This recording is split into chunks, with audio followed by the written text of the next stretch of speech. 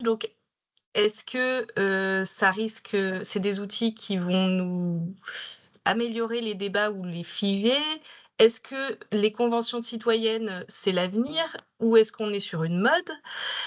Il y a beaucoup de divergences d'opinion sur ces sujets et c'est vraiment quelque chose qui ouvre le débat. Donc l'idée, c'est qu'on puisse en échanger ensemble et évaluer la pertinence et l'impact pour la participation de ces outils, de ces démarches et que ce soit ouvert à tous ou basé sur des panels, des échantillons. Pour cela, on a, parmi nous, Emmanuel Rivière qui est consultant et conférencier et donc qui fait de l'analyse de l'opinion, de l'écoute et de l'engagement des publics. Donc lui, il va nous parler pendant 10 minutes, enquête et sondage, donc à quelles échelles de participation, comment on déploie ces outils au service des démarches. Et ensuite, Marie-Catherine Bernard, qui est directrice de l'agence de concertation Palabréo, qui elle va nous parler panel citoyen, mini public, convention, donc tous ces, outils, tous ces formats de participation, est-ce qu'on est sur le nouveau Graal participatif? Est-ce que c'est ça l'avenir? Et donc je vais arrêter mon partage, voilà et si je ne le vois pas dans les participants, donc quand, il arrivera, je passerai la parole, à Pascal Nicole, donc qui est le président des Pascal est là. Ah, il est là, Pascal? Bon, parfait. Bon, alors Pascal, je vais te passer la parole. Donc Pascal est le président de Sinov Concertation, qui est le coordinateur de cet atelier. Donc, toc, toc, toc. Tu l'as vu Pascal, on ne où? t'entend pas.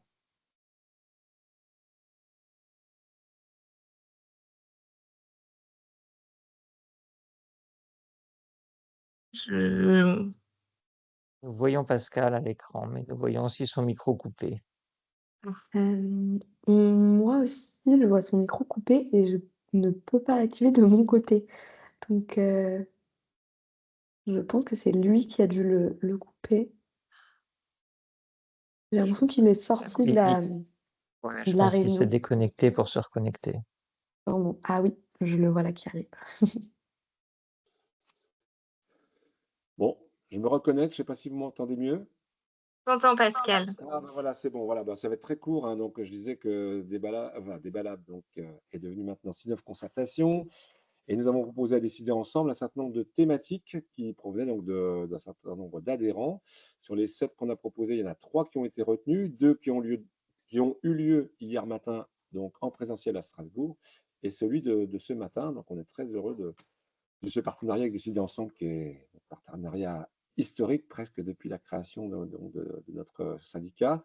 Je voulais simplement donc vous inviter en particulier à un prochain rendez-vous qui aura lieu le 10 avril après-midi pour ceux qui seraient à Paris. Ce sera donc à partir de 13h30 dans un magnifique hôtel qui a pris la place de la Tour Pleyel, au bout de la ligne 14 du métro. Et nous aurons un temps assez exceptionnel d'échange de 14h à 17h, 17h30, avec donc des retours d'expérience. Et parmi ces retours d'expérience, une expérience qui a été menée par l'agence Palabréo en Seine-et-Marne. Donc voilà, c'était juste pour que vous puissiez rebondir là-dessus. Je peux peut-être vous mettre dans la conversation le lien pour vous inscrire avec le petit flyer, j'allais dire, d'annonce de cet événement. Et il y aura un QR code voilà, qui pourra s'inscrire. C'est gratuit, il y aura un cocktail dînatoire à la fin. Et ce sera un moment d'échange vraiment très professionnel entre donc des praticiens, bien sûr nos agences conseils, nos civic tech qui donc composent aujourd'hui le syndicat, mais aussi des ingénieurs, des techniciens, des bureaux d'études, d'autre part, des élus également. On aura comme invité un certain nombre d'élus, comme le président du syndicat d'Île-de-France des vélos en libre-service, le syndicat Vélib, comme la première adjointe du Pré Saint-Gervais, un représentant donc, du syndicat mixte des mobilités du secteur de Disneyland Paris, si je ne me trompe pas, Mathilde. Voilà, donc on a comme ça une série d'invités qui vont être passionnants donc le 10 avril, hein, c'est un jeudi, le jeudi 10 avril Tour Playel à Paris. Donc, soyez des nôtres, c'est gratuit. Voilà, j'ai tout dit. Merci beaucoup. Merci Pascal. Avant de passer la parole à Emmanuel Rivière, juste un tout petit point d'organisation. Alors évidemment, si Marie-Catherine ou Emmanuel dépassent leur temps, je leur coupe le micro. Voilà, tout simplement. Mais voilà, comme on est un peu nombreux, je vous propose juste de fonctionner via le chat si vous avez des questions, des réactions. Et si je vois qu'il y a des choses qui ont besoin d'être creusées, je pourrais vous donner la parole aussi suite aux interventions. Voilà, donc Emmanuel, c'est à toi. Merci beaucoup, Mathilde. Et, je suis ravi d'avoir l'occasion de participer à ces rencontres. Tu l'as rapidement rappelé, je fais l'essentiel de ma carrière dans des instituts de sondage ou en m'occupant de sondages dans d'autres institutions. C'est intéressant d'ailleurs de noter que les instituts ont été les premiers acteurs sur le marché à faire, il y a déjà plusieurs décennies, des jurys citoyens, des conférences de consensus, des consultations en ligne, avant que ces pratiques ne migrent en fait vers des acteurs plus spécialisés qui en font dans l'exclusivité de leur activité sous divers aspects. J'ajoute quand même que dans mon parcours, j'ai passé une année dans une agence qui fait de la concertation, qui s'appelle Grand Public, que certains d'entre vous connaissent. Mais enfin, voilà, moi, je suis presque intimidé d'être là parmi vous ce matin, parce que l'essentiel de ma carrière, c'est plutôt une carrière de sondeur. Presque ce que j'ai fait au sein de cette agence m'a ouvert un peu quelques chakras. Et je trouve ça. Alors, j'ai bien noté que j'avais que 10 minutes, donc je m'arrête, je vais aller vite parce qu'il faut que je m'arrête donc à 10h20, puisque ça fait 10 minutes. C'est intéressant pour moi de parler de sondage aux rencontres européennes de la participation. Donc, merci à décider ensemble de l'invitation. Merci évidemment à Sinov Concertation, parce que pour moi, les sondages, en fait, sont pas du tout un outil de concertation. C'est un outil formidable, hein. Je n'ai pas consacré 30 ans de ma vie à cet outil si je ne trouvais pas que c'était un outil qui avait beaucoup de vertus, mais je ne l'aurais pas mis dans les outils de concertation. Je vais quand même commencer par un sondage. Je ne sais pas si vous voyez mon écran et si vous le voyez dans des conditions agréables surtout. Il faut que quelqu'un me dise si vous voyez l'écran. Oui, c'est parfait. C'est bon. Et alors, autre point qui serait parfait, c'est que ça bouge quand j'appuie sur la flèche. C'est le cas pour vous? Ça bouge. J'avais dit, je le fais, je commence par un sondage et presque un sondage qui est un paradoxe. Alors ce sondage est bien connu parce qu'on en parle beaucoup. À chaque fois qu'il est publié, c'est le baromètre de la confiance qui est publié par le Centre d'études pour la vie politique française, le CEVIPOF, hein, et qui, chaque année, depuis 2009, pose 7 questions. À votre avis, est-ce que les responsables politiques, en général, se préoccupent beaucoup, assez, peu, pas du tout, de ce que pensent les gens comme vous? Je n'ai pas mis l'échelle exprès pour voir si le code couleur avait suffi ou si vous saviez de toute façon, parce que vous connaissez bien le climat dans ce pays, que la réponse et la courbe qui figure en rouge, c'est le total de ceux qui pensent que les responsables politiques ne se préoccupent peu ou pas du tout, ça fait 36%, hein, de ce que pensent les gens comme moi qui répondent au sondage. Double paradoxe, d'abord parce qu'on pourrait se dire, mais quand même, il y a quelques efforts qui ont été faits depuis quelques années précisément pour mettre au cœur de la décision publique un certain nombre de processus qui consistent à s'interroger sur ce que les gens pensent et voire à leur donner une part de voix et voire une part de la décision. Or, voilà, en 2 décennies et demie, on est passé, pardon, en 1 décennie et demie, on est passé de 81 à 83% qui ne pensent pas qu'il y ait un intérêt politique pour ce que pensent les gens. Et d'autre part, on pourrait dire c'est faux. Enfin, et plus exactement, moi, je pourrais étayer en tant que acteur du monde des sondages, mais aussi un peu du monde de la concertation. J'ai passé mon temps à rencontrer des clients qui manifester forcément un intérêt pour ce que pensent les citoyens, intérêt parfois obsessionnel, ce qui prouve qu'il y a quelque chose qui cloche. Mais je ne vais pas développer tous les points parce que je me rends compte qu'en 10 minutes, ce ne serait pas possible. Je vais juste énoncer les questions. On est quand même en plein paradoxe par rapport à ça. Ça veut dire qu'une partie de la manière dont les décideurs publics se préoccupent de ce que pensent les gens n'est pas la bonne manière pour rompre ce mur d'incompréhension que manifeste cette enquête de manière récurrente. Et c'est là où le balayage, je pense, peut être, en partant de ce que je connais le mieux, qui est le sondage, dont je redis, c'est pas pour moi un outil de participation, c'est plus un outil de compréhension. Donc oui, c'est peut-être une manière de se préoccuper de ce que pensent les gens, mais dont les gens ne savent pas en fait véritablement que ça existe. L'intérêt immense du sondage, et je vais pas le développer encore une fois, on pourra en reparler puisqu'on aura beaucoup de temps pour échanger derrière, c'est qu'il a le monopole de la représentativité. La perfection de cette représentativité, évidemment, se discute. Il y a des gens qui ne seront jamais, quelles que soient les modalités, sondage par téléphone, en face à face, en ligne ou d'autres modalités, qui ne seront jamais inclus pour tout à de raisons, qui seront forcément hors champ. Enfin, on est quand même très très proche dans ce qu'on observe dans les sondages, de ce qui se passerait si, selon les mêmes modalités, on interrogeait la totalité du corps citoyen, c'est-à-dire, en gros, du corps des gens qui ont une participation ne serait-ce que minimale à la vie collective, soit par le vote, soit par l'information, soit par la participation à des discussions, et même au-delà de ça, hein, puisqu'on a dans les enquêtes beaucoup de gens qui sont vraiment en dehors de toute participation. Voilà. C'est la représentativité que garantit le sondage. En revanche, ce n'est pas vraiment un acte vers les citoyens au sens où ça donnerait un rôle aux citoyens. Je pense que cette notion de donner un rôle est essentielle. Mais au moins, on a la représentativité.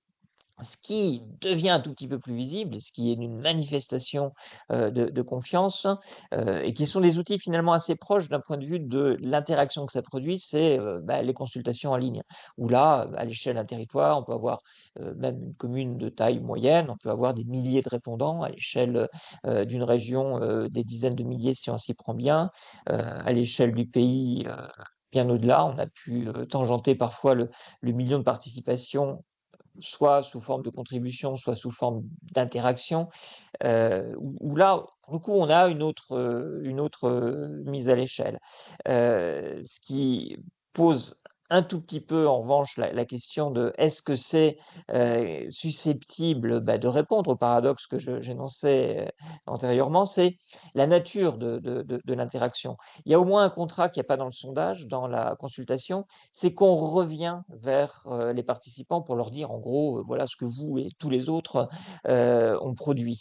Ce qui n'est pas du tout le cas dans le sondage. Je rappelle que 95% des sondages qui sont réalisés par les institutions publiques n'ont jamais de débouché public, ou en tout cas quand ils sont accessibles publiquement, ils ne sont pas publicisés au sens où les gens pourraient se dire oui, il y a tout un tas d'occasions de savoir ce que pensent les gens comme moi.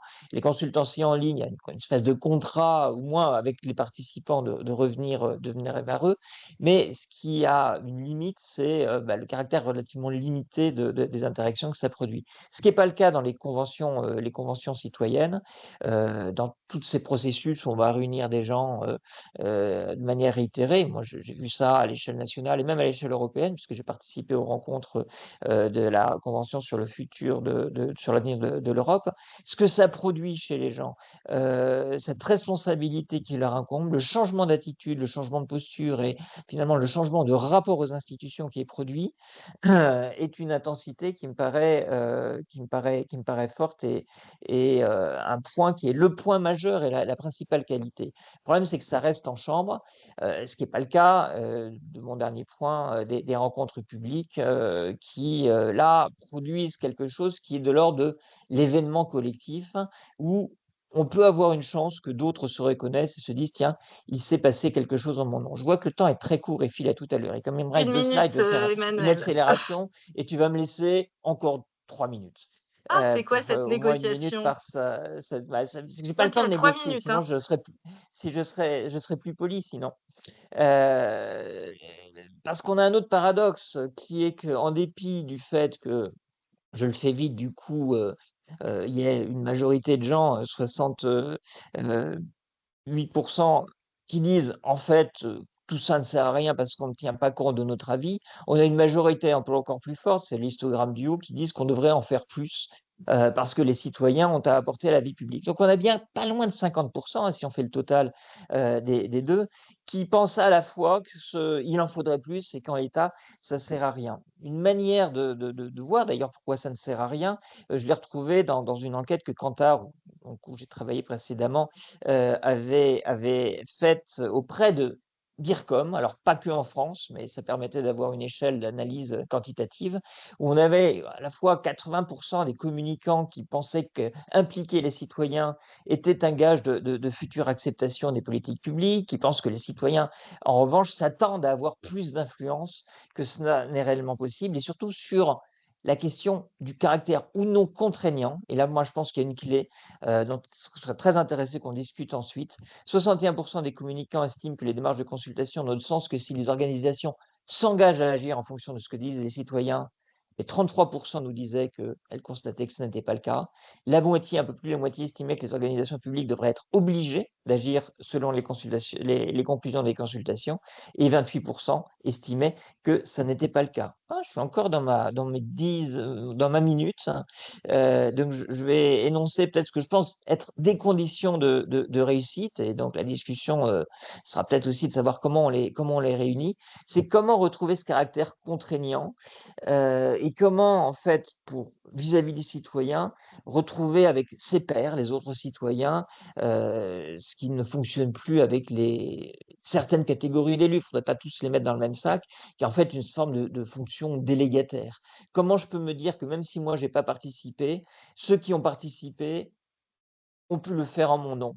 Et donc, c'est là où il faut arriver à combiner les vertus des différents outils, à la fois le nombre, la diversité, si ce n'est la représentativité, qu'au moins tout le monde puisse se dire, il y avait quelqu'un qui avait les mêmes problématiques que moi, les mêmes enjeux que moi, qui me ressemblait, qui était là.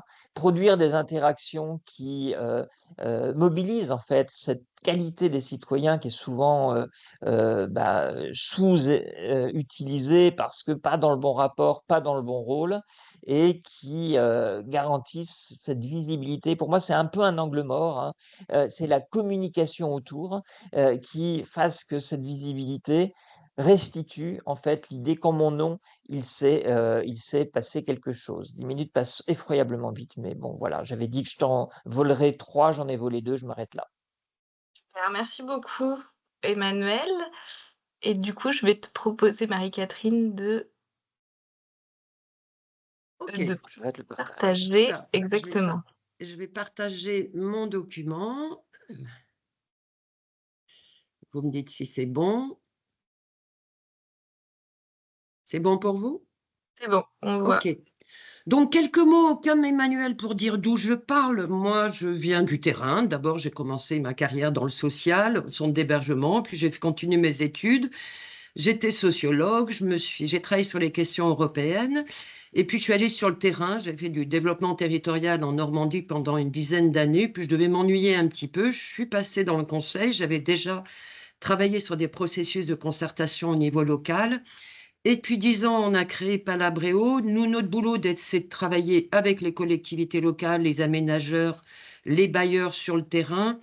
On est aussi partenaire d'associations de collectivités locales. Ça nous a permis de publier des guides pour outiller la volonté politique, que ce soit avec l'Association des maires d'Île-de-France ou les deux guides avec Intercommunalité de France. Donc, voilà un petit peu de où je parle. Moi, je vais vous parler de ce que j'ai appelé la tentation des panels. Vous comprendrez tout de suite que quand je dis ça, que j'ai un regard peut-être un petit peu critique sur tout ça, si vous voyez bien mon document.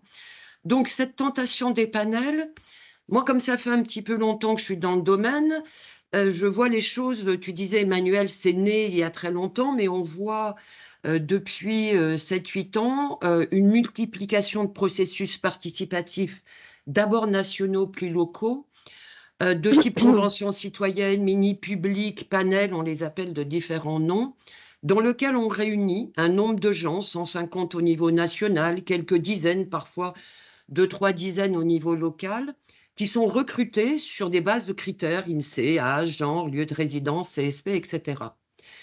Ces dispositifs sont encadrés par un processus dont le caractère scientifique le rendrait parfois non critiquable. On a entendu des remarques, c'est tellement scientifique que ça ne peut être critiqué, qui sont souvent présentés par des universitaires, des professionnels et des instances nationales de la participation, comme l'outil génial et idéal, le Graal participatif, qui pourrait solutionner les difficultés inhérentes à la démocratie participative.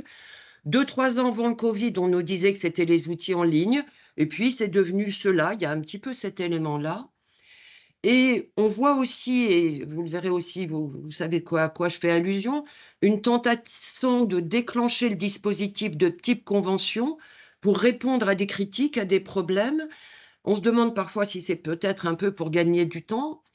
Et puis de considérer, ça c'est un autre point de vue d'acteur, de considérer que ces panels d'habitants sélectionnés, et non d'élus avec un programme ou une vision politique, d'habitants sélectionnés, seraient plus légitimes que la démocratie représentative et devront donc être délibératifs, c'est-à-dire décisionnels. On a une petite voix autour de ça. Et on voit, il y a des critiques, il y a des réflexions, mais peu apparentes, peu communiquées, malgré le fait que les professionnels, les élus se posent aussi pas mal de questions sur ces dispositifs. Alors nous, on les regarde chaque fois qu'on voit apparaître des outils, on les regarde au niveau des engagements. Qu'est-ce qu'on prend comme engagement quand on fait de la démocratie participative? La première chose, parce que les gens se disent que tout ça c'est du pipeau, tu le disais Emmanuel, ils demandent quoi ceci, est-ce que c'est très sérieux? C'est d'être clair sur ce qu'on met en débat, on distingue les variants et les invariants, on s'assure qu'on n'a pas juste à débattre du papier peint, mais bien qu'il y a vraiment utilité au débat. Ensuite, il faut mobiliser largement, j'y reviens. Ensuite, avoir des formes de débat qui permettent de réels échanges entre les participants et tous les participants, quelle que soit leur capacité à s'exprimer, donc être parfaitement clair. Et surtout, et je suis d'accord complètement avec ce que disait Emmanuel, s'engager à tout étudier et à la fin dire ce qu'on a fait des propositions. Ça, c'est les engagements. On ne peut pas faire une démarche sans les prendre. Et donc, je disais, le deuxième engagement, c'est mobiliser les parties prenantes sans se limiter aux habitués des débats et se donner des objectifs de résultats et pas de moyens. J'ai fait plein d'invitations par flyer, j'ai 10 personnes. C'est dommage, ils n'avaient qu'à venir. Il y a vraiment une question de se dire quels outils on va engager. Et la question des conventions des panels est un peu liée à ça, en se disant peut-être que ce serait le système pour faire venir plus de gens. Mais moi, ça me pose quelques questions en termes de présupposés et de biais. Et là, je vais plutôt avoir mon point de vue critique. Le premier présupposé, je trouve, c'est celui de la représentativité du panel. C'est pas mentionné formellement, c'est toujours écrit, c'est pas représentatif, mais c'est ce qui est sous-entendu et souvent diffusé. On a fait une convention, les Français pensent ça. Non, non. On avait une convention avec 150 personnes qui ne peuvent pas statistiquement représenter les Français. On a vu des débats avec des panels de 20 personnes pour travailler sur les mobilités d'un territoire de 500 000 habitants. Moi, je me demande qui sont ces 20 personnes. Donc, ce présupposé de représentativité, pour moi, est le premier élément à interroger. Le deuxième, c'est la tentation de l'essentialisation. Un jeune pour représenter des jeunes, c'est-à-dire, en gros, on laisse à supposer que notre point de vue dépendrait de ce qu'on est en termes statistiques. Moi, je ne suis pas ce que je suis, je suis ce que je pense. Et donc, on a un petit problème d'essentialisation. On a un ou deux jeunes et on va dire, voilà ce que pensent les jeunes. Et moi, je préfère en avoir 50 qu'en avoir un ou deux.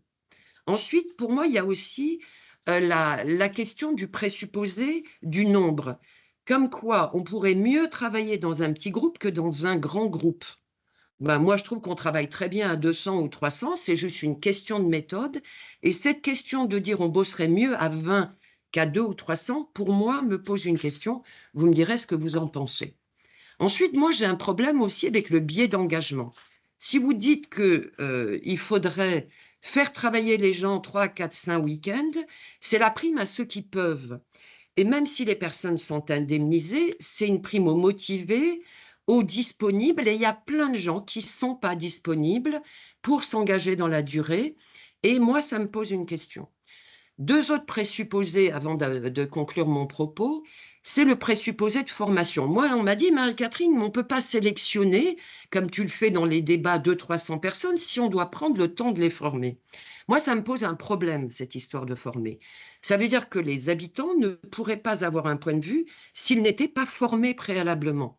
Ça me pose deux sujets. Les gens qui votent, ils ne sont pas formés. Moi, j'ai envie d'avoir monsieur et madame tout le monde, qui sont les gens qui sont sur le terrain. Et mon deuxième souci, c'est qu'il y a plein de gens formés. Il y a plein d'habitants formés. C'est les corps intermédiaires, c'est les associations, c'est les syndicats, et je ne les trouve pas dans ces systèmes de panel où j'ai 20, 30 ou 40 ou 100 habitants. Moi, j'ai besoin d'avoir les corps intermédiaires, des gens formés, on en a. J'aime bien avoir des gens formés et monsieur et madame tout le monde pour les écouter. Et puis, j'ai un petit souci avec le biais d'efficience, le coût de mobilisation par rapport à la participation. Pour 10 fois moins, on peut avoir 10 fois plus de personnes. Du coup, ce coût de mobilisation m'interroge. Et je termine du coup avec mes questions. Vous avez vu que mes questions sont un peu orientées, mais c'était le parti pris de cet échange. Alors pourquoi on fait ça? Pourquoi on veut faire que des panels, des mini-publics? Je lis plein de documents, c'est génial. Pourquoi on fait ça? Est-ce qu'on ne veut pas faire l'effort de mobiliser plus largement? On peut mobiliser 100 lycéens, 200 habitants, pourquoi donc 20 ou 30? Est-ce que c'est pas plus facile à gérer? Est-ce que c'est pas plus confortable de ne pas avoir les râleurs, les ceci, les cela, et qu'on aurait des gens un peu plus conformes dans un panel qui va bosser pendant plusieurs week-ends? Est-ce que ça semble plus scientifique? Mais moi qui suis à l'origine quand même sociologue et politologue, je me voudrais bien avoir le travail de sociologue qui nous intègre ça pour nous dire en quoi ça l'est plus. Est-ce qu'on pense que si on ne forme pas les gens, ils ne seraient pas capables de dire des choses sensées? Moi, ça me choque un peu.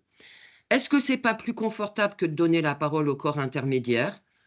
Ce serait plus facile avec des groupes de gens que les corps intermédiaires. Est-ce que ce n'est pas une manière de remettre en cause les autres formes de démocratie? Ce serait mieux sans habitants que les élus. Moi, ça m'interroge. Ou alors, est-ce que c'est parce que c'est une mode et que ça passera? Voilà mon petit propos introductif. Merci Marie-Catherine. Donc, l'idée, c'est que vous puissiez déjà nous dire si vous avez été convaincu ou pas, parce que si ça se trouve, c'est n'importe quoi, et que voilà, si vous avez aussi des questions, que vous souhaitez préciser des choses. Moi, j'ai des questions. Si personne n'en a, je peux poser des questions et creuser, mais voilà, si c'est plus intéressant que vous nous disiez aussi ce que vous en pensez, plutôt via le chat dans un premier temps, et puis si vous souhaitez creuser, on pourra prendre les questions à l'oral. Bon, peut-être commencer à l'oral si tu n'as Réaction. pas de chat tout de Allez. suite. Oui, si vous n'êtes pas très nombreux à vouloir intervenir, évidemment, c'est peut être à l'oral, en levant la main. Alors du coup, je vous donne la parole, Claire Ollier. Hop, voilà. Ah, normalement, j'ai autorisé, mais ça a refermé le micro. Ouais, c'est bon.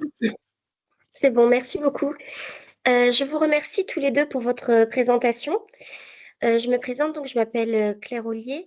Je suis actuellement doctorante en sciences de gestion et je travaille sur la participation citoyenne, plus précisément comment faire en sorte que les citoyens puissent co-décider des politiques publiques avec les élus notamment et les collectivités territoriales. Donc le sujet m'intéresse tout particulièrement et c'est vrai que je partage vos constats, particulièrement Madame Bernard, sur les différents biais que vous proposiez, etc. Mais j'aimerais vous poser une question sur, en fait, qu'est-ce que vous attendez de nous, là même en tant que participants de cette réunion? Est-ce que vous voulez qu'on partage vos constats ou plutôt trouver des solutions, etc. C'est-à-dire la contribution qui est demandée même de nous en tant que participants, elle n'est pas bien claire par rapport à comment ça a été énoncé là, a priori.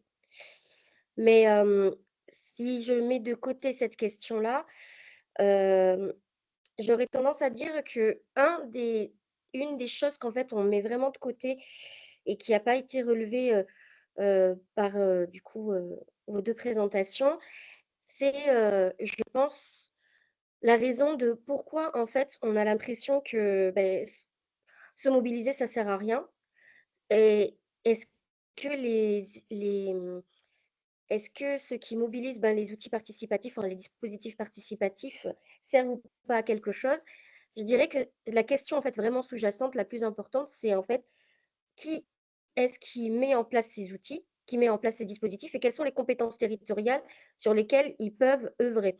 C'est-à-dire que si c'est une mairie, les compétences territoriales de la mairie ne sont pas du tout les mêmes que celles d'un département et même d'une ville à une autre ville en fonction de la métropole à laquelle elle appartient ou la communauté ou même l'échelle en fait métropolitaine à laquelle elle appartient, ça pourra pas. Donc il y aura forcément des différences et du coup on ne peut pas attendre le même style de contribution. On ne peut pas demander à la fois des participants mais à la fois des sujets sur lesquels vont être mobilisés les citoyens, quoi. Voilà, c'était justement mon point de vue et je m'arrête là pour voilà. Merci. Est-ce que tu veux répondre tout de suite, Marie-Catherine, ou j'ai 2-3 autres Peut-être tu questions? prends plusieurs remarques et puis Ok, on y va, je ouais. prends plusieurs remarques. Alors, du coup, j'ai une remarque sur il me semble important aussi de multiplier les outils d'expression et de contribution au sein d'une démarche participative, et le panel citoyen ou les mini-publics peuvent venir s'inscrire dans un dispositif plus large. J'imagine que c'est ponctuellement, on peut introduire dans le dispositif des panels ou des mini-publics. Et il y a une question sur la représentativité.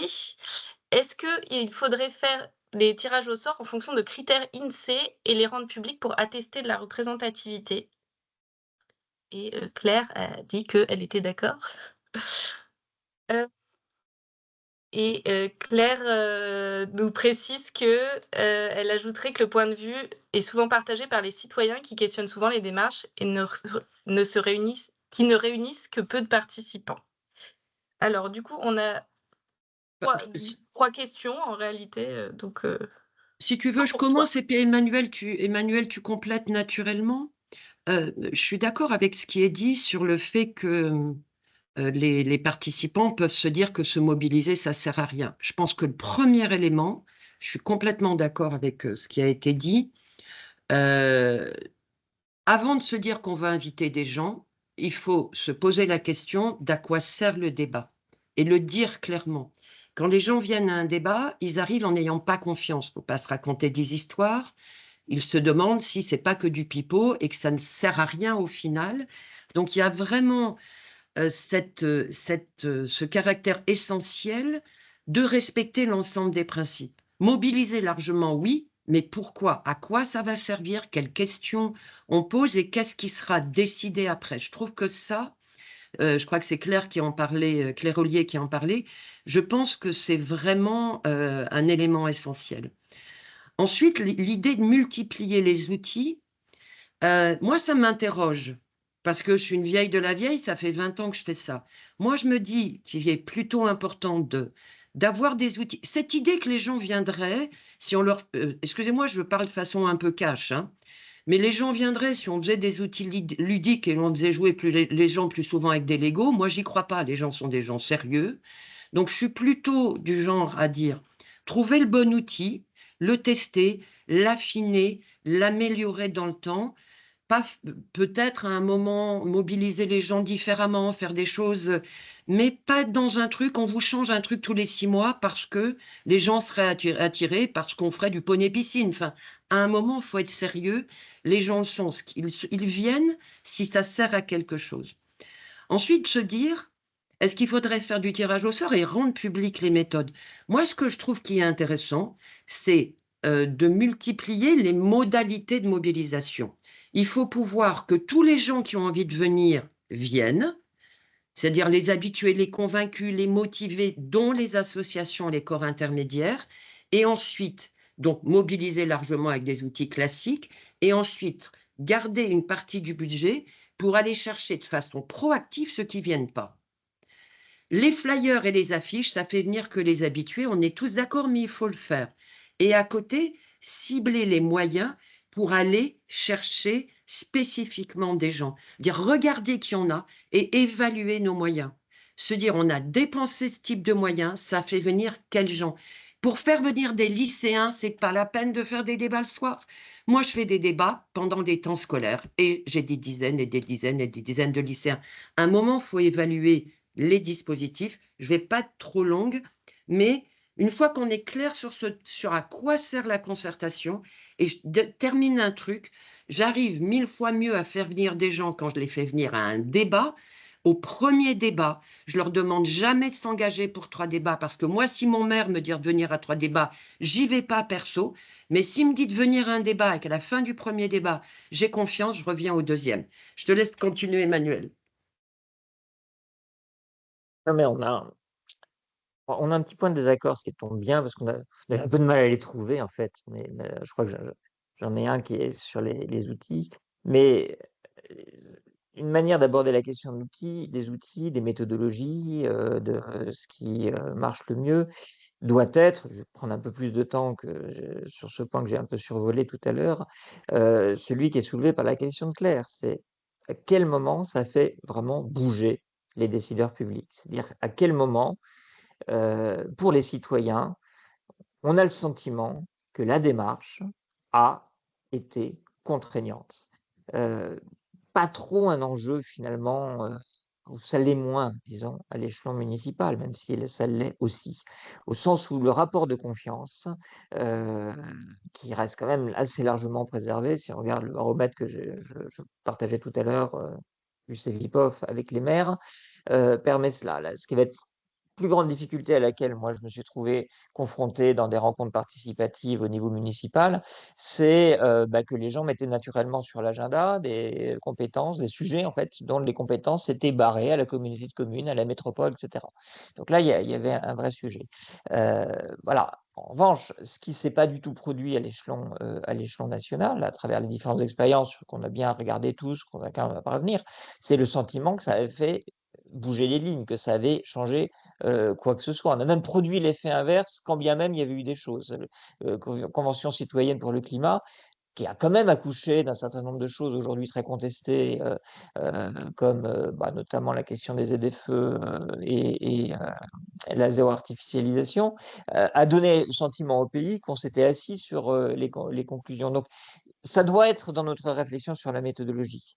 À quel moment et à quelles conditions ça devient contraignant? Et c'est là où je pense qu'il y a un intérêt dans la multiplication des outils. Alors, on pense peut-être pas à la même chose.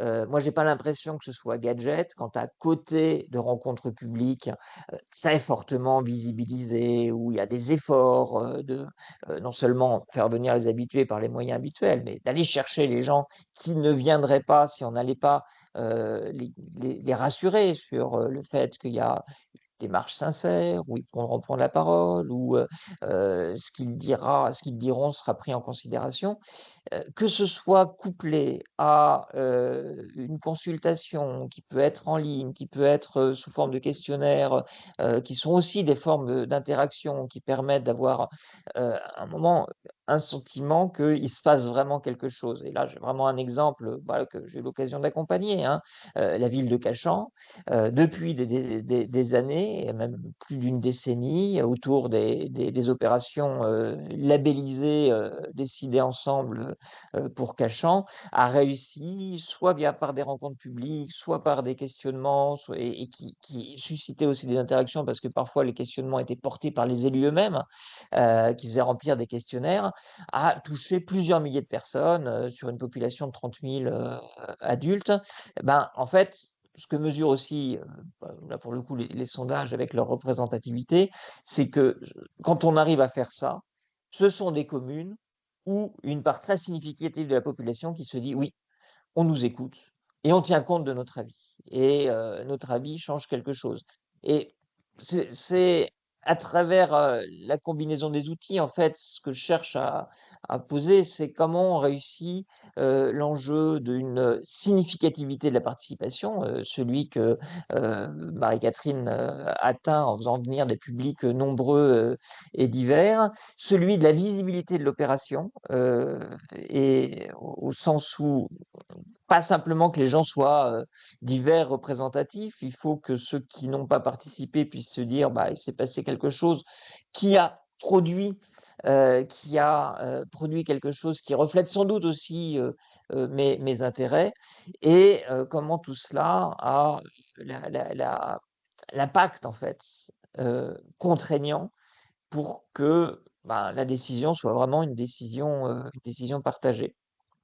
Si je peux, parce que sur les outils, je trouve, est-ce que je peux rebondir sur, ou on donne la parole tout de suite? Je voudrais rebondir sur la question des panels citoyens et des points méthodologiques qui ont été énoncés par Marie-Catherine. Mais je ne veux pas non plus accaparer le micro. Je regarde Mathilde. Voilà, elle me propose Je d'enchaîner regarde vite fait. fixement. Je te voilà, 1 minute. Non, mais ça va pas suffire alors. Je reviendrai plus tard. Redonnons la parole. Juste avant de donner la parole à Claire Chaussade, si tu veux intervenir, j'ai deux, trois petites questions qui sont plutôt, je pense, pour Marie-Catherine.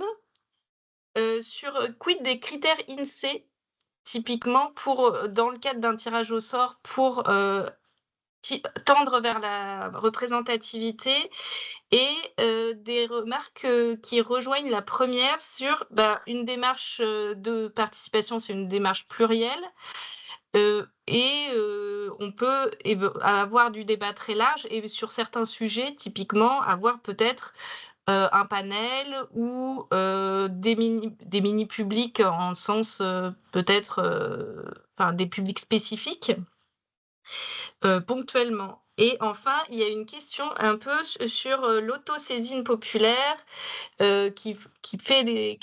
dont par exemple Nuit debout ou des cahiers de doléances, voilà, qui ont des biais nombreux, mais qui ont une riche production. À la fin, il y a beaucoup de production. Voilà. Et après, alors, je vais répondre en quelques points. Sur l'autosaisine populaire, Nuit debout, etc., je pense que c'est des démarches qui fonctionnent en parallèle ou de façon complémentaire. C'est-à-dire que cette capacité de mobilisation, de porter la parole, d'autosaisine type Nuit debout ou d'autres démarches, c'est un dispositif visant à se faire entendre. On est là et donc à s'exprimer. Quand on parle là de panels ou de dispositifs de concertation, elles sont engagées par les maîtres d'ouvrage. Donc, que ce soit des aménageurs, des collectivités locales qui vont engager un processus de concertation.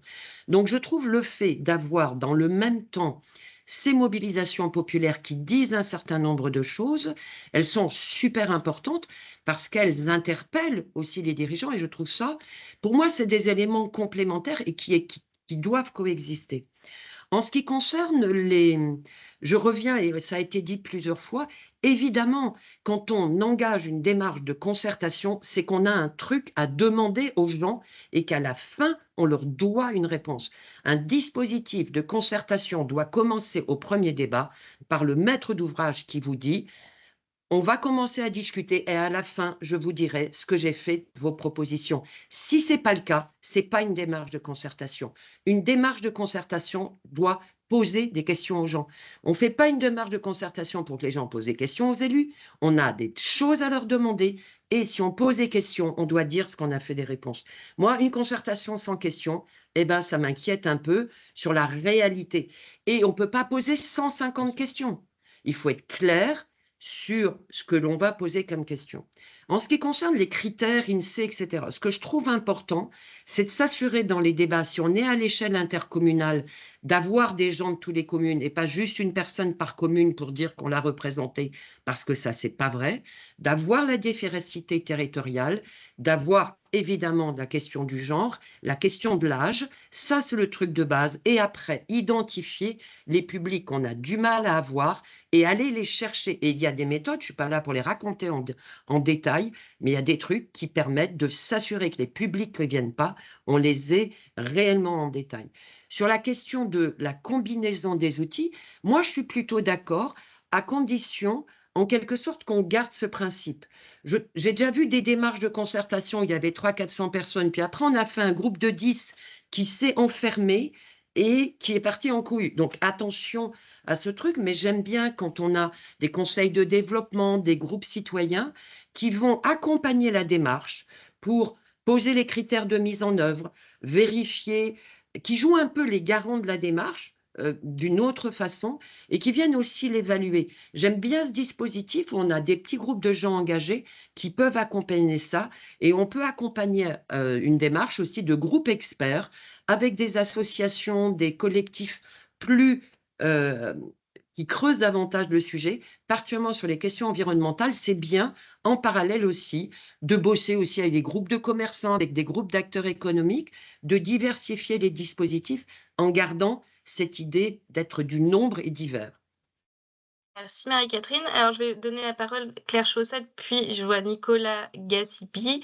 Et après, Emmanuel, tu pourras réagir, il n'y a pas de souci. Claire, attends ton micro. Je ne sais pas, il faut que tu... Ouais, c'est bon. Pardon, c'était moi qui faisais la démarche. Bonjour à tous, donc Claire Chaussade de l'agence Débat Demos. Donc moi je rejoins ce qu'ont dit les intervenants et j'avais, alors si ce n'est une question, au moins une réflexion sur la mode des panels. En fait, est-ce que c'est véritablement une mode ou est-ce que c'est la continuité de ce qui se fait depuis quelques années avec toutes ces instances un peu représentatives type conseil de quartier, conseil citoyen, où on a vu les limites évidemment, mais qui sont aussi des mini-panels à l'échelle locale. Est-ce qu'on a voulu remettre ça à l'échelle nationale? Alors évidemment, les conseils de quartier, les conseils citoyens sont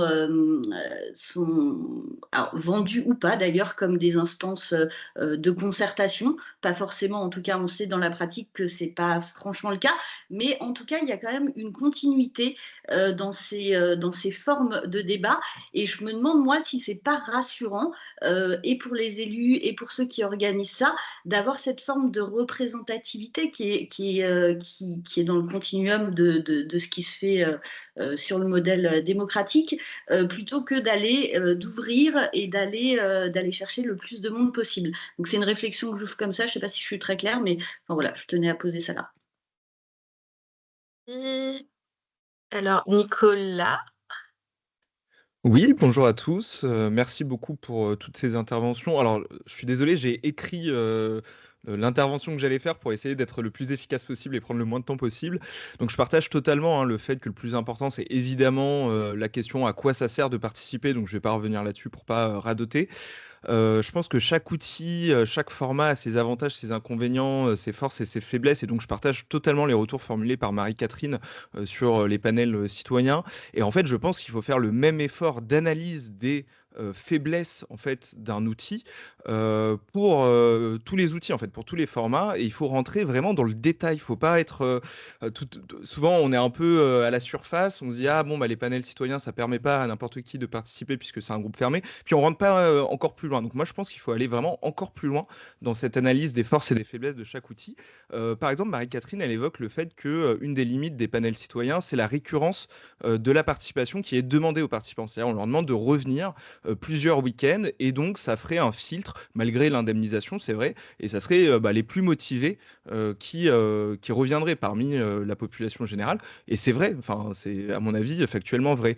Mais prenons la situation inverse, le fait d'inviter les participants à venir juste à un atelier participatif ou à une rencontre publique de 2 heures, le risque qui peut se produire, c'est que compte tenu du temps disponible, au sens physique et matériel, sur une réunion de 2 heures, même si on sépare les participants en sous-groupes, qu'on fait ce qu'on fait habituellement des ateliers participatifs, vous allez disposer que 2 heures de temps à diviser par le nombre de participants. Donc disons qu'on arrive à ramener 100 personnes à notre rencontre publique, on va devoir diviser 2 heures. Donc en plus, il y a une introduction souvent, une conclusion, etc. Donc disons 1h30 qu'on va diviser par 100 personnes. Et donc en fait, ça fait à peu près 1 minute de disponible pour chaque participant pour s'exprimer. Alors même s'il y a des sous-groupes, donc là on augmente un tout petit peu le temps disponible pour chacun. Mais en fait, ce qui risque de se produire, c'est que les personnes suffisamment intéressées par un sujet, qui ont déjà réfléchi à celui-ci, eh ben, elles vont être capables de formuler leur point de vue en 1 minute sur le sujet, alors que, au contraire, les personnes les moins motivées, donc celles auxquelles on pense, elles vont avoir besoin de plus de temps en fait pour pouvoir y réfléchir, se poser, réfléchir à leur propre vie, réfléchir au sujet qui leur est posé. Et donc, à contrario, moi j'ai vécu des exemples de panels citoyens où le premier jour du week-end, certaines personnes nous disaient moi je suis là juste en fait pour l'indemnisation. J'en ai rien à faire du sujet, ça m'intéresse pas ou j'y ai jamais réfléchi. Et en fait, à la fin des 3 jours ou à la fin même des plusieurs week-ends, elles devenaient rapporteuses de leur groupe et elles portaient des propositions. Et donc, des personnes qui spontanément n'étaient pas intéressées par un sujet ou qui n'y avaient jamais réfléchi, en fait, le fait d'avoir beaucoup de temps disponible leur permettait de s'exprimer, de s'intéresser au sujet. Donc, c'est un des intérêts quand même, je pense, des panels citoyens. Un autre exemple, c'est les dispositifs en aller vert qu'on fait, je pense, tous et toutes de plus en plus, c'est-à-dire d'aller sur l'espace public pour récolter la parole des citoyens. Ça a tout un tas d'avantages et de bénéfices, notamment le fait de toucher des personnes vraiment qu'on ne verrait jamais dans nos rencontres. Mais un des désavantages, c'est que ça va être plutôt une addition d'avis individuels et on va assez peu faire dialoguer les personnes les unes avec les autres sur l'espace public. Donc voilà, c'était juste des exemples un peu concrets du fait qu'on puisse rentrer encore plus dans les détails et vraiment analyser les forces et les faiblesses, mais vraiment minute par minute d'un déroulé. Et je pense qu'il n'y a aucun outil parfait, mais que en faisant cet exercice, et vu qu'on est tous, je pense, là dans cet atelier des professionnels de la participation citoyenne, je pense que c'est vraiment notre rôle, notre travail de consacrer du temps à analyser toutes les forces, toutes les faiblesses de ce qu'on propose et voir si on accepte de choisir un outil et pas les autres, si on essaie de faire un panel de plusieurs outils différents. Et voilà. Et donc j'espère ne pas avoir été trop long. Merci beaucoup. Oh non, ça va. Hein. Juste, du coup, je vais te résumer, Marie-Catherine, un peu, parce qu'on a quelques questions aussi dans le chat. Et parce que je pense que ça te concerne plus. Et après, Emmanuel, tu pourras aussi rebondir sur les sujets qui t'intéressent. Alors, donc, on a cette question de tous les formats ont leurs forces, leurs faiblesses. Donc, voilà, c'est comment aussi on fait le pendant en fonction de ce dont on a besoin. Est-ce que les modes, tout ce qui est mode des panels, c'est pas dans la continuité de toute la création des instances participatives? Est-ce que c'est pas rassurant pour les décideurs? Là. Alors, il y a une question qui est un exemple de comment malgré tout on sort des TLM, des toujours les mêmes, donc de ce que on peut appeler aussi les vieux mâles blancs. Comment on sort de ça? Et enfin, donc il y a la question de l'indemnisation, la question qui est importante aussi de l'indemnisation. Voilà, il y a des démarches qui sont volontairement sans indemnisation. J'imagine que la personne qui a mis ça pense à des démarches de panel. Non, la question c'est les participants sont intéressés même sans. Donc c'est bien des démarches de panel. Ouais. Donc voilà, il y a des démarches longues, on va dire, où on demande beaucoup d'investissement personnel sans indemnisation. Donc là, on a des gens directement intéressés. Voilà. Alors, rapidement, moi je suis complètement d'accord avec cette idée qu'il n'y a pas d'outils, il n'y a pas de Graal participatif. Moi, l'expérience m'a appris ça. Qu'il faut regarder ça avec intérêt. On a connu ça avec le numérique, c'est génial, on disait que c'était super, puis il y a eu le rapport de la CNIL qui disait non, ça ne fait pas plus venir les jeunes, etc. Donc attention à ne pas surdimensionner chaque fois, et je trouve indispensable d'évaluer nos pratiques. Avec les maîtres d'ouvrage, c'est de se dire qui est venu, est-ce que c'était utile, est-ce qu'à la fin on en a fait quelque chose. Si on ne les évalue pas, et je sais qu'avec Sinov Concertation et la CNDP, ça va être un fort engagement pour avoir un dispositif d'évaluation partagé, se dire ça permet de checker pour les maîtres d'ouvrage, etc. Il y a plein de maîtres d'ouvrage qui font aussi les démarches sans prestataire, et tant mieux pour eux, et on est là aussi pour les accompagner, les former. Donc, je suis complètement d'accord, il peut y avoir plein de choses et il faut tout évaluer et avoir ce regard critique. Second élément, est-ce que c'est lié un peu aux conventions citoyennes, aux conseils de quartier, etc. Je pense que les panels sont liés aussi. On avait des panels sur l'évaluation dans le domaine marketing, etc. C'est quelque chose qui existe depuis longtemps. Et c'est vrai que du côté des conseils citoyens, conseils de quartier, il y a eu les conseils de quartier, puis l'État a mis en place les conseils citoyens en disant vous ne faites pas très bien, on va vous apprendre au territoire comment vous allez faire. Et on a ces conseils citoyens qui ne fonctionnent pas très bien et qu'il faut pouvoir distinguer les démarches participatives de la démocratie de proximité. Les conseils de quartier, ces outils-là, c'est la démocratie de proximité. Ce n'est pas simplement le lieu de concertation sur des projets. Et on en a besoin en parallèle de tout cela. Troisième élément, ce que disait Nicolas, je crois, sur la récurrence. Alors, évidemment, Nicolas, quand je disais inviter à un seul atelier, ce n'était pas en faire qu'un seul. Il va y en avoir 3 ou 4 et on aura du temps pour débattre. Et je suis d'accord avec toi, il faut que les gens aient du temps de s'approprier le sujet, de discuter entre eux. Quand je parlais d'un seul atelier, c'était de dire on invite à un seul atelier et les gens reviennent au second. En général, 80% des gens reviennent et ça, c'est essentiel. Mais si j'invite des gens à 4 débats, eh bien, je perds plein de gens qui n'osent pas s'investir dans la durée et qui veulent savoir avant qu'ils continuent. Donc là, je suis complètement d'accord avec toi.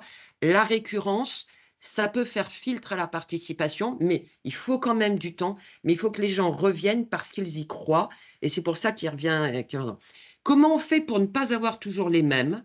En se donnant des objectifs chiffrés. Si je veux 150 personnes dans un débat, je dis je veux, c'est parce qu'il y a un maire, un président, une présidente d'interco, un aménageur qui a envie d'avoir 150 personnes. On compte les habitués, on en a 50, on va chercher 100 non habitués. Et c'est une obligation de résultat. Les 50 habitués, je les veux, ils sont là, et puis il faut que les opposants soient là, il faut que tout le monde soit là, ok, mais c'est se donner et taffer pour ça. On a des outils, on sait faire, bazar, il faut se bouger le cul là-dessus, pour avoir 100 personnes. Et quand vous évaluez, vous demandez aux gens, est-ce que vous avez déjà participé à un débat? Si vous n'avez pas les 2/3 des gens pour un premier débat qui n'avaient pas participé à un débat, c'est que vous n'étiez pas bon. Ou au moins la moitié.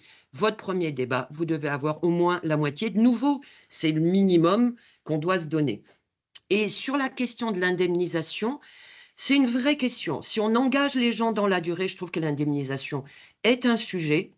Mais au-delà de l'indemnisation, il n'y a pas que ça. Il y a les horaires de débat, le fait de pouvoir accueillir les gosses, sinon les jeunes parents ne viennent pas. Il vous suffit de dire venez avec vos gosses, vous avez plein de gens qui ne viendraient pas. Les lieux de débat, le covoit pour que les gens qui viennent de loin, le minibus pour aller chercher les gens qui ne peuvent pas venir. Moi, je préfère qu'on consacre nos budgets plutôt qu'à recruter des gens, des budgets moins coûteux pour mobiliser, parce qu'il y a une méthode moins coûteuse, et qu'on ait des moyens pour qu'on ait une inclusivité des débats. Et moi, j'adore quand j'ai des jeunes parents et qu'on a mis des caplas ou des plomobiles dans un coin, qu'on a 4-5 gosses ou 10 gosses et que sinon, ils ne seraient pas venus. Donc, il n'y a pas que l'indemnisation, il y a le truc pour faire que les gens pourront venir. Et puis, il faut leur donner à manger si c'est le soir. Il faut bien accueillir, il faut que ce soit sympa, que les gens passent un bon moment. Ça doit être utile, mais ça doit être sympa aussi pour les gens. Merci.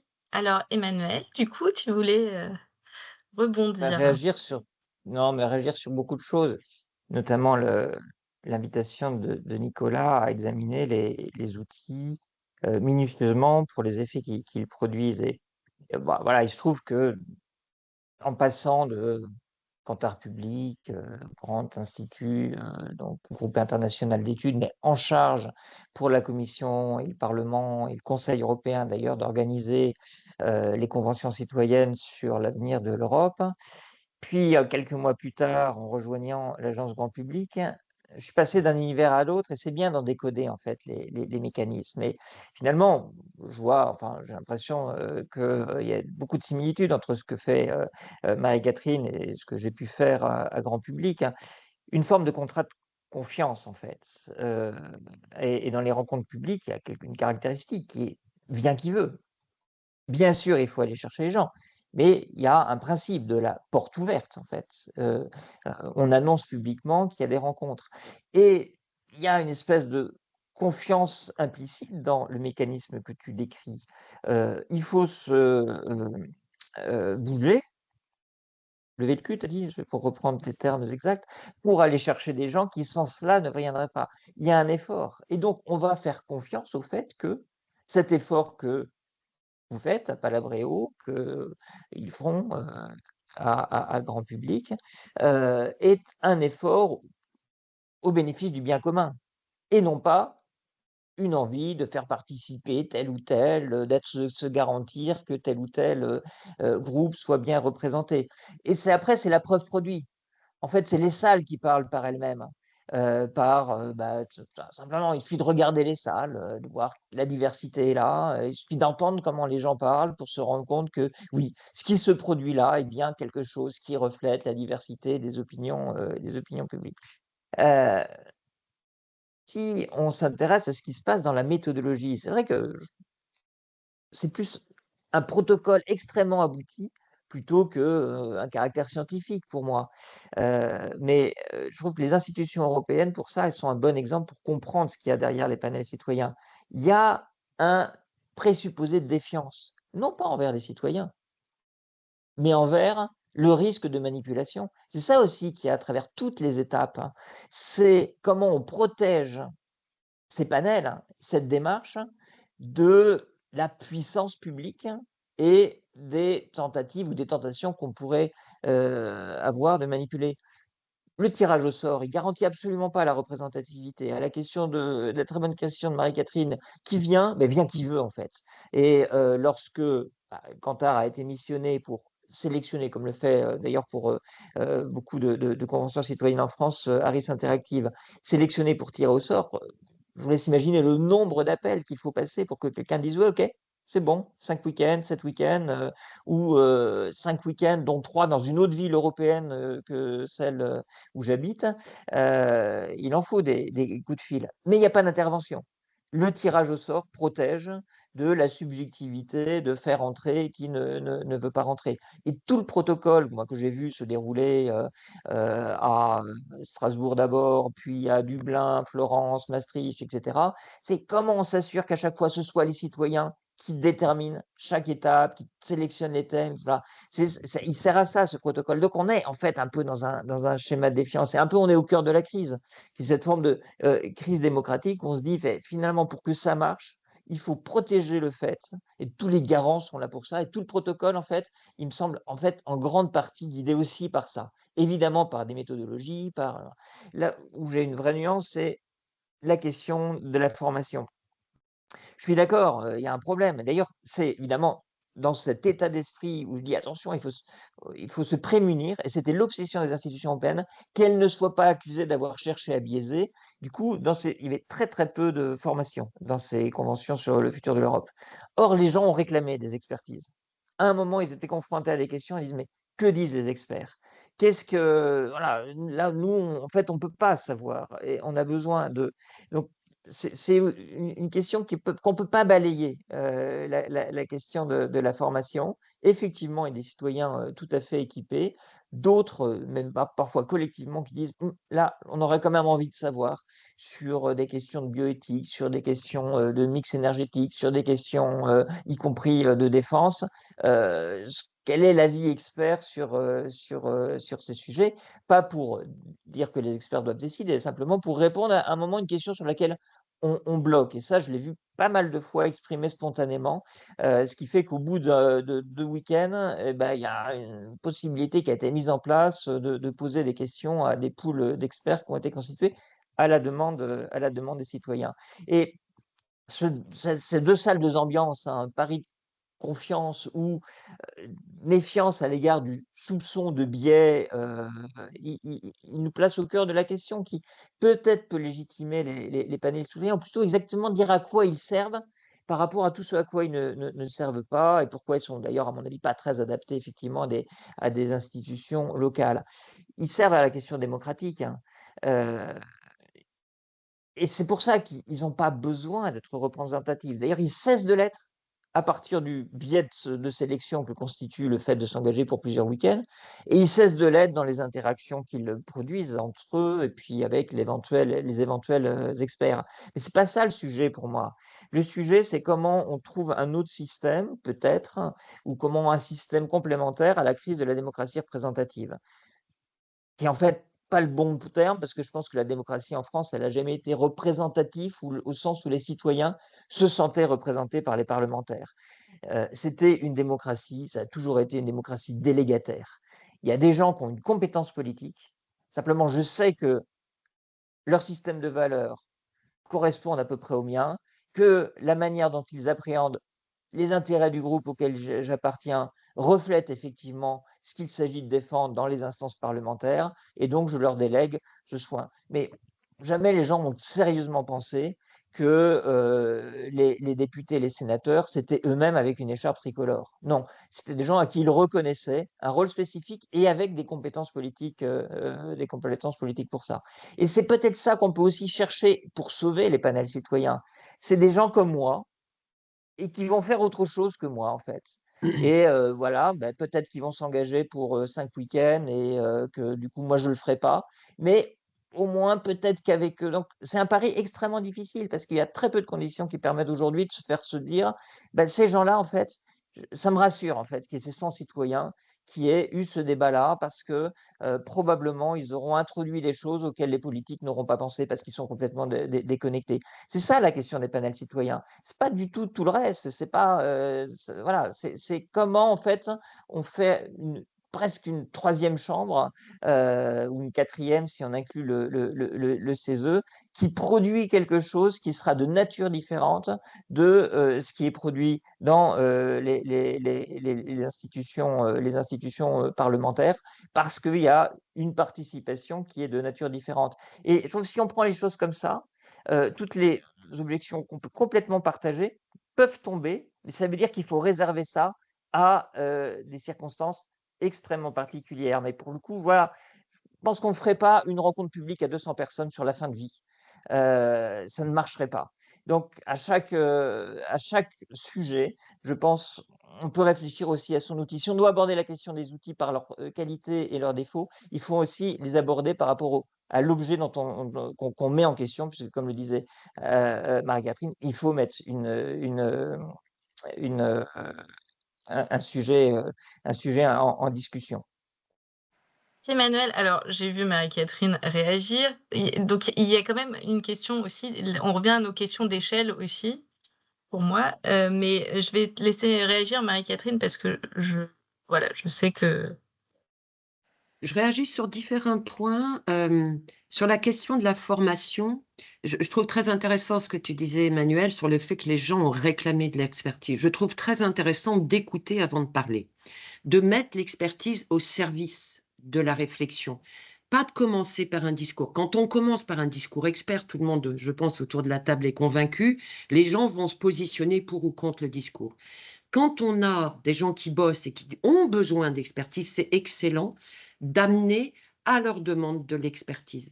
Et de faire travailler les gens ensemble, c'est aussi pour eux de partager leurs expertises diverses et variées. Et à un moment, ils se disent, pour aller plus loin, j'ai besoin. Là, je suis bloqué, j'ai besoin. Et je trouve très intéressant cette idée de la mettre au service de leur travail, plutôt que ce soit un présupposé. Vous ne pouvez pas bosser avant qu'on vous apprenne des trucs.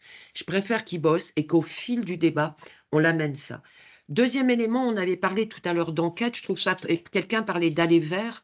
Je trouve très intéressant de commencer un processus participatif par une enquête, par le recueil des points de vue individuels. Et au détour, on va aller faire une enquête auprès de 1000, 1200, 1500 personnes dans un territoire. Et à travers cette enquête, on va recruter des gens pour le débat. Et une partie d'entre eux vont venir. Et du coup, on alimente le débat avec 200 personnes, avec l'enquête avec 1200. Je trouve ça, et en fait aussi le faire auprès du plus jeune, c'est tout à fait faisable. D'avoir cette matière de départ, c'est super important. Tu disais, Emmanuel, sur le fait que je vais pouvoir me projeter en me disant, il y a des gens comme moi qui sont dans ces 100 qui discutent. C'est une réalité. Je trouve aussi bien dans les débats qu'il y ait des gens pas comme moi. J'aime bien dans un débat, ce n'est pas une critique de ce que tu dis, c'est un complément. J'aime bien dans les débats d'avoir des gens qui arrivent, de voir des tables de gens où il y a 7 ou 8 personnes qui ne partagent tellement pas le point de vue sur le sujet, qui sont hyper crispés et qui se disent ça va jamais le faire, on va se taper, mais en fait qui se mettent à discuter. Et c'est super passionnant. Moi, j'adore dans le débat d'avoir des gens un peu réac, des gens un peu énervés, d'avoir des gens un peu ceci, un peu cela. Je me dis, ça ressemble aux vrais gens, tout ça, ce mélange de gens. Et je trouve que les rencontres entre ceux qui sont pas comme eux, je trouve que ce mélange, cette sortie des entre-soi, elle est super intéressante parce qu'on est un peu chacun, le tissu pavillonnaire, le pas pavillonnaire, la commune plus riche, la commune plus pauvre, les mélanger. Et notamment quand on fait ça avec des lycéens, ils adorent ça, de rencontrer des jeunes qui ne connaissent pas. Élément ce que tu disais aussi par rapport à la crise représentative. Moi, j'ai un petit souci. Premier élément, pareil dans les panels et les conventions, on met les élus de côté. Moi, j'aime bien, dans un débat, avoir les élus assis dans la salle sur une table à part qui écoutent tous les débats. Je trouve quand les élus, on leur donne un compte-rendu, d'abord, il faut que les élus ouvrent le débat, disent leurs engagements à répondre à la fin, et j'aime bien qu'ils soient là dans les débats. Pas qu'ils soient toujours en train de discuter avec les gens, il faut que les gens bossent, répondent à des questions, mais qu'ils soient présents, ça me semble super important. Et puis, tu parlais d'une troisième chambre. Là, je vais avoir un point de vue un peu plus politique là-dessus. Moi, personnellement, j'ai du mal à ce que 100 habitants que je n'ai pas élus au vu de leur vision politique prennent des décisions pour moi. J'y arrive pas. J'aime bien savoir que c'est des élus. Parfois, ce n'est pas les élus que j'ai élus qui vont décider. Ça m'énerve, mais c'est la démocratie. Donc, cette idée de ce serait 100 habitants tirés au sort qui serait une troisième chambre, moi, ça me fout la trouille en me disant, pour moi, j'ai besoin de ces corps intermédiaires, j'ai besoin des élus locaux, bordel de merde. Heureusement qu'on a les élus locaux qui sont un tissu tellement riche. Et sur la fin de vie, moi, je préférerais 20 rencontres décentralisées dans les territoires à bosser avec construire ça avec les départements. Et ensuite, on mélangerait les gens qui ont bossé partout pour travailler. Et on pourrait le faire pour un coût équivalent à une convention nationale, mais on serait parti, on aurait 3 000 à 4 000 personnes qui auraient bossé. Ça m'irait mieux d'aller les choper un peu partout. C'est peut-être mon petit côté décentralisateur et territorial ancré au fond de moi qui me fait penser ça.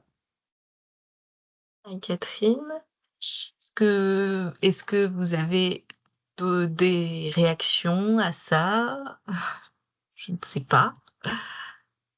Ah, alors, controverse.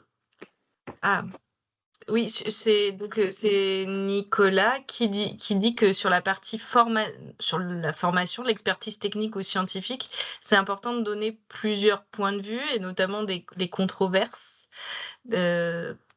pour j'imagine, j'extrapole pour donner vraiment l'éventail des possibles aux citoyens quand on fait une convention citoyenne, quand on forme les gens. D'accord, c'est ça. Ok. Je sais pas.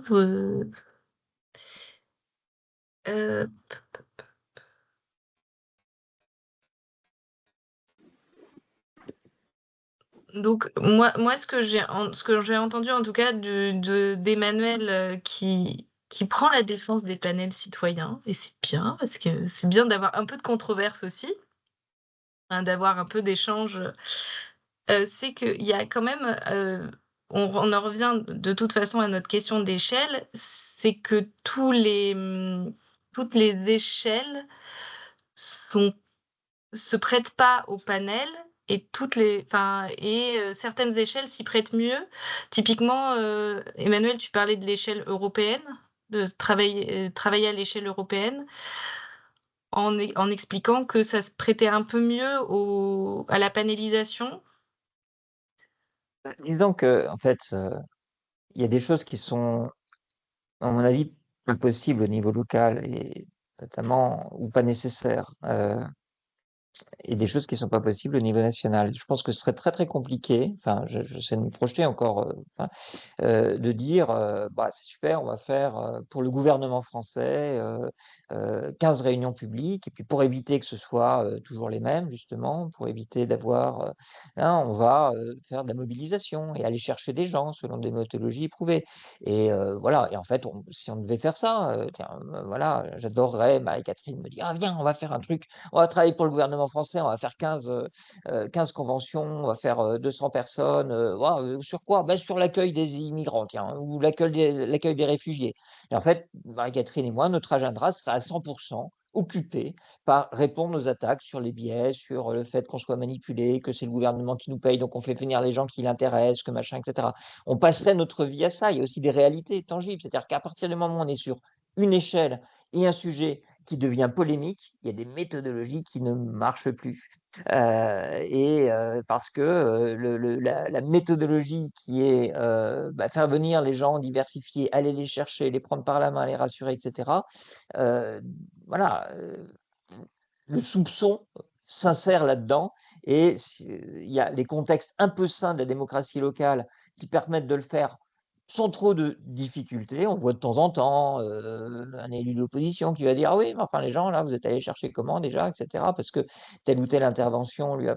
Mais à l'échelle nationale, c'est juste, à mon avis, compliqué d'imaginer cela. C'est pour ça que, voilà, je pense que c'est aussi un peu pour ces raisons-là que les panels citoyens sont devenus une méthodologie, parce que s'il est très discutable sur les raisons méthodologiques qu'indiquait Anne-Catherine, il a aussi sa vertu d'être moins attaquable sur les soupçons de manipulation. C'est ce que j'évoquais tout à l'heure. Après, bah oui, bien sûr qu'on aimerait être rassuré sur le fait que ces citoyens pas élus, vaguement tirés au sort, mais en fait qui sont là parce qu'ils ont choisi de l'être.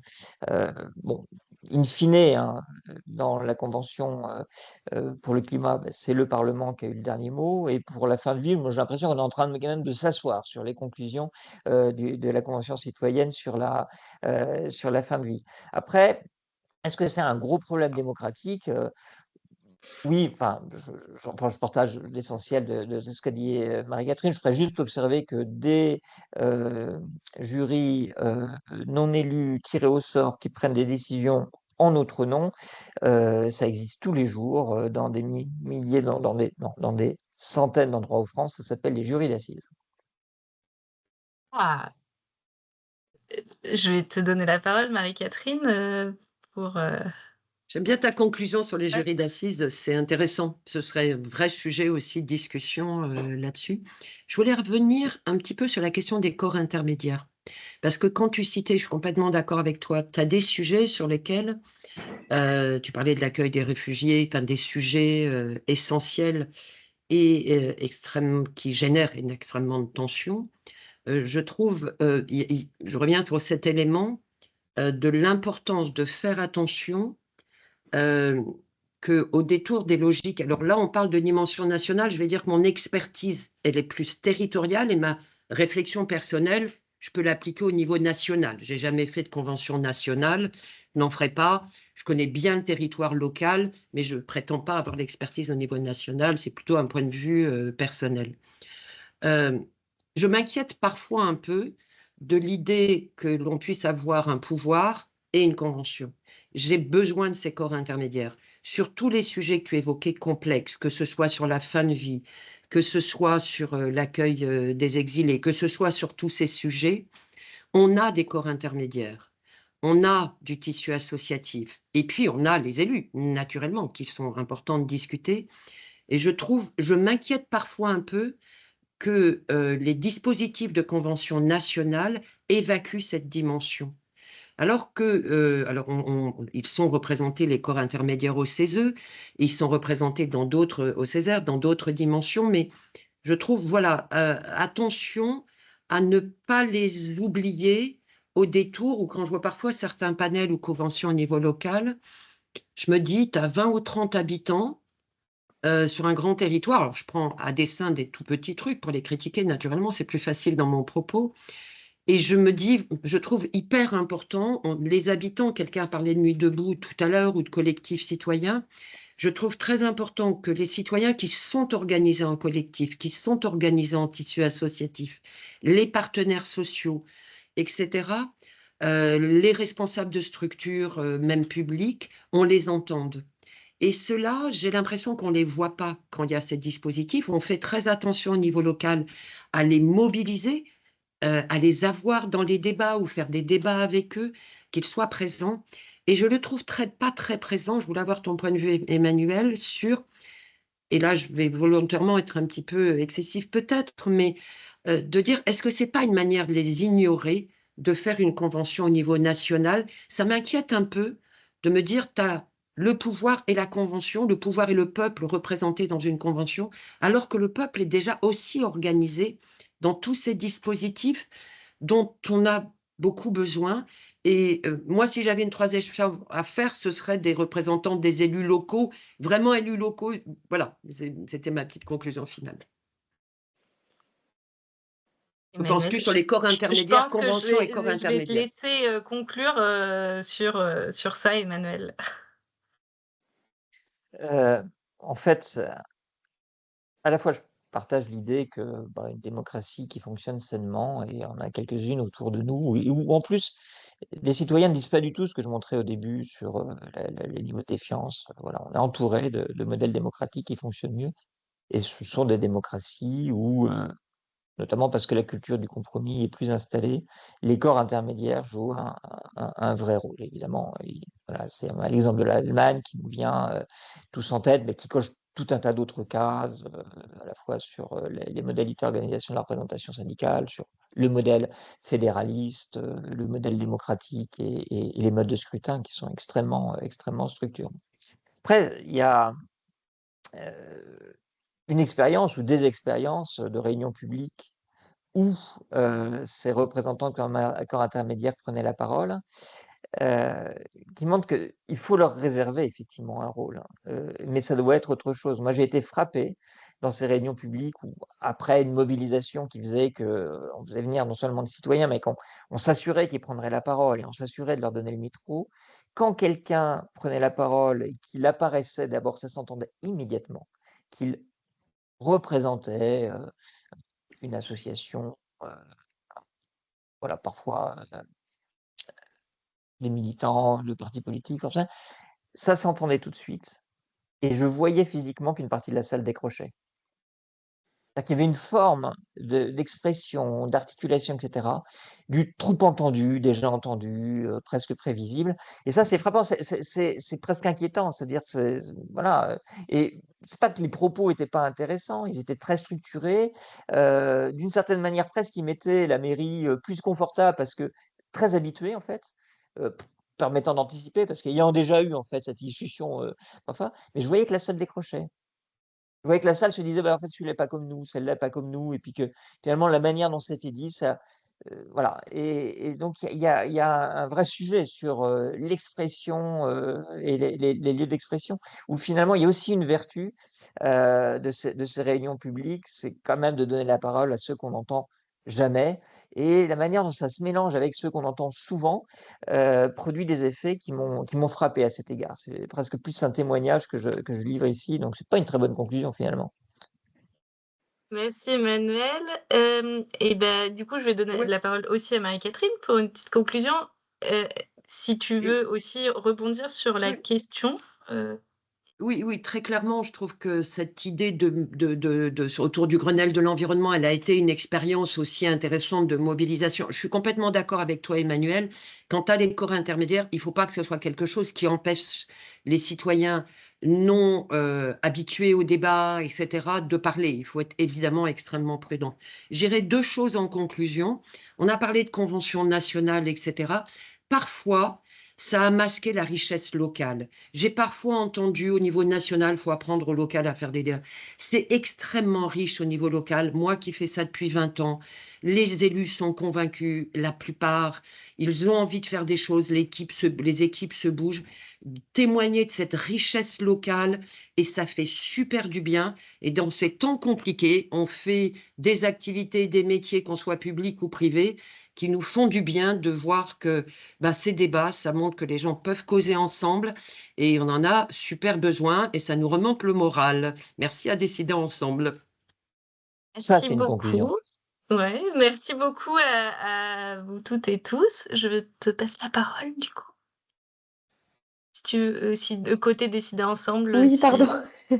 J'étais pas sûre. Merci à tous. Merci aux participants parce qu'on était quand même nombreux aujourd'hui. Merci à vous pour ce super atelier. C'est très intéressant. Nous, côté Décider Ensemble, on est toujours ravis de pouvoir échanger avec autant de monde sur des sujets aussi variés, aussi intéressants et d'avoir autant de retours d'expérience. Donc, non, juste merci. Et puis, au plaisir de se retrouver sur d'autres ateliers. Peut-être sur d'autres ateliers là prévus sur la suite des rencontres en numérique ou l'année prochaine pour les prochaines rencontres qui auront lieu à Dijon en 2026, en octobre 2026, et qui s'annoncent encore une fois très enrichissantes et mouvementées aussi au vu des événements qui se passeront avant. Donc voilà.